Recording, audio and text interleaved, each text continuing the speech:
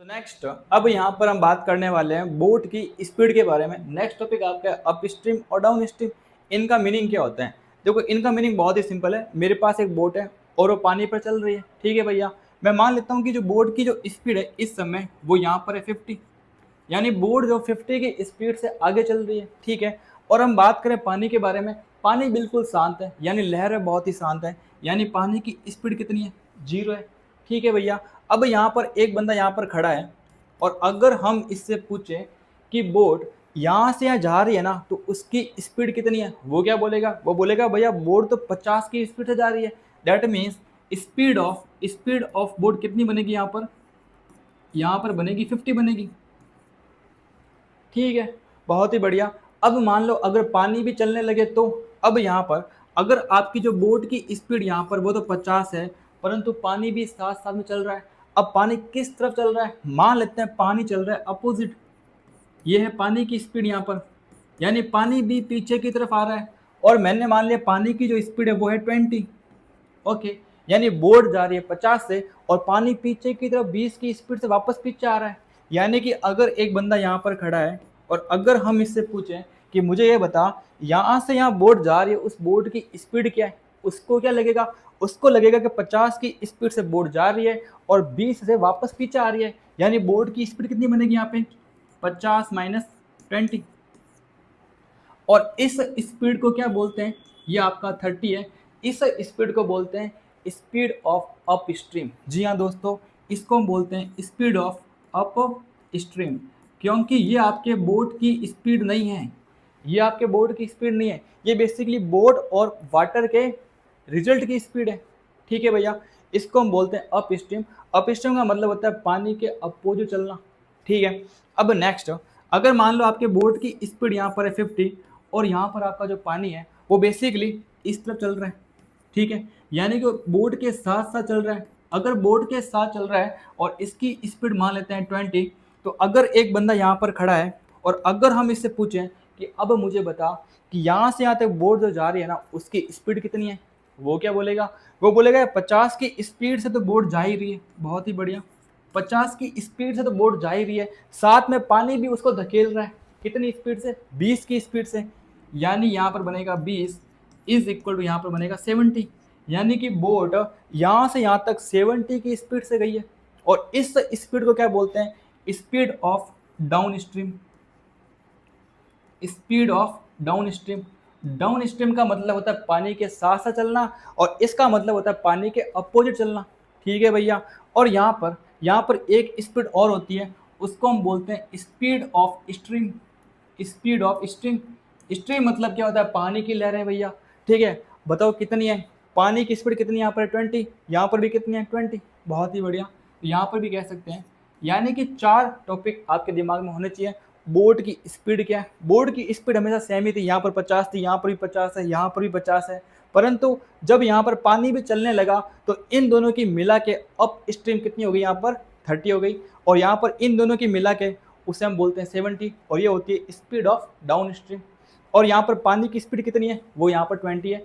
तो इस टॉपिक पर अगर हम यहाँ पर एक क्वेश्चन को यहाँ पर सॉल्व करें तो यहाँ पर मैं देख पा रहा हूँ ए मोटर बोट वो स्पीड इज 24 किलोमीटर प्रति हावर इन स्टिल वाटर। इसका मतलब क्या? मतलब आपकी जो मोटर बोट है ना उसकी स्पीड कितनी है? 24 है। स्टिल वाटर है मतलब कि अगर मान लो पानी बिल्कुल शांत है वहाँ पर, तो यहाँ पर मान लेते हैं कि आपके मोटर बोट की जो स्पीड यहाँ पर है वो यहाँ पर है 24। ओके भैया, ये तो चेंज नहीं हो सकती, ठीक है। और यहाँ पर in still water takes 1 hour more, 1 घंटा ज़्यादा ले रहा है to go 32 kilometre upstream then to return downstream. जा कैसे रहा है? अप स्ट्रीम से। यानी कि जब वो जा रहा है तो अप स्ट्रीम जा रहा है। मतलब क्या? मतलब पानी बेसिकली जो है वो इस तरफ चल रहा है, पानी इस तरफ चल रहा है, और वापस जब आ रहा है तो वो आ रहा है डाउन स्ट्रीम से। यानी बोट की स्पीड इस तरफ है तो पानी की स्पीड भी किस तरफ है? इस तरफ है। ये कहानी क्लियर है? ये पानी और बोट साथ साथ चल रही है और ये यहाँ पर अपोजिट चल रही है, ठीक है भैया। और 32 किलोमीटर अप स्ट्रीम है, यानी डिस्टेंस यहाँ पर कितनी है? 32 किलोमीटर। ये भी कहानी क्लियर है? गया 32 किलोमीटर और वापस भी 32 किलोमीटर ही आएगा। ये बात क्लियर है? ओके भैया, इसकी स्पीड यहाँ पे 24 थी, वापस भी 24 से आया होगा। ठीक है, यहाँ तक कहानी क्लियर है। अब यहाँ पर ये बोल रहा है कि 1 hour more to go 32 kilometre upstream then to return downstream to the same spot. ठीक है, वापस आ रहा है। तो अब ये कह रहा है कि वापस यहाँ पर आ रहा है, यहाँ पर इसको 1 घंटा ज़्यादा लगा। ठीक है, इसका मतलब क्या है? इसका मतलब यहाँ पर यह है कि अगर मान लो यहाँ पर इसको आने में अगर समय टी लगा, अगर इसको यहाँ से आने में समय टी लगा और यहाँ पर इसको यहाँ से जाने में समय अगर कैपिटल टी लगा, तो ये कह रहा है कि कैपिटल टी जो है ना वो बेसिकली 1 घंटा ज़्यादा है। यानी कि इक्वेशन तो आपकी यहाँ से बनेगी, यहाँ पर इसको 1 घंटा ज़्यादा लग रहा है वापस आने से। ठीक है, तो अब यहाँ पर हमें बेसिकली टाइम को फाइंड करना होगा। अब यहाँ पर मुझे बताओ, अब यहाँ पर मुझे पानी की स्पीड ही नहीं पता। यहाँ पर बोला गया find the speed of the stream, मुझे नहीं पता, तो हमें मानना पड़ेगा। मान लेते हैं पानी की स्पीड यहाँ पर कितनी है x, और यहाँ पर भी कितनी है x ही होगी, है ना भैया। x की स्पीड से पानी चल रहा है। ठीक है भैया, अब यहाँ पर अब मुझे बताओ कि यहाँ से यहाँ तक जब आपकी बोट गई, उस बोट की स्पीड क्या थी?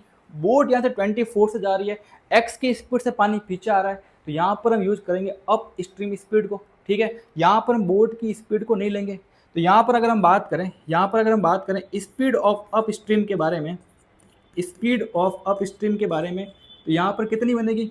यहाँ पर बोट जा रही है 24 से और पानी पीछे आ रहा है x की स्पीड से। ये बात क्लियर है। तो अगर मुझे टाइम की वैल्यू फाइंड करनी है, टाइम क्या होता है? टाइम होता है डिस्टेंस अपॉन स्पीड। डिस्टेंस यहाँ पर कितनी है? 32 किलोमीटर अपॉन, और यहाँ पर स्पीड कितनी है? स्पीड यहाँ पर है 24 माइनस एक्स। ये आपका आ गया समय कैपिटल टी। अब यहाँ पर अगर यहाँ पे ध्यान से देखूं, जब बोट यहाँ से यहाँ पर आ रही है तो बोट की स्पीड क्या है? बोट तो 24 से आ रही है, पानी भी इसको x की स्पीड से साथ लेकर आ रहा है, यानी यहाँ पर आएगी speed of down stream. Speed of down stream वो कितना होगा भैया? 24 से तो आ रहा है, 24 से तो आ रहा है और x की स्पीड से और आगे आ रहा है, पानी भी इसको साथ में लेकर आ रहा है, यानी कि यहाँ पर बनेगा 24 प्लस एक्स। और अगर यहाँ पर मैं समय की बात करूँ, तो यहाँ पे समय कितना होगा? डिस्टेंस अपॉन 32 अपॉन स्पीड यहाँ पर 24 प्लस एक्स। ये बात क्लियर है भैया? अगर ये बात क्लियर है तो इक्वेशन क्या है? Capital T is equal to small t plus 1। ऐसा क्यों? क्योंकि यहाँ पर इसको जाने में जो समय लग रहा है ना वो 1 घंटा ज़्यादा है वापस आने से। मतलब ये कि अगर इसको यहाँ पर जाने में अगर इसको 8 घंटे लग रहे हैं तो यहाँ पर 7 घंटे ही लग रहे हैं। ये बात क्लियर है?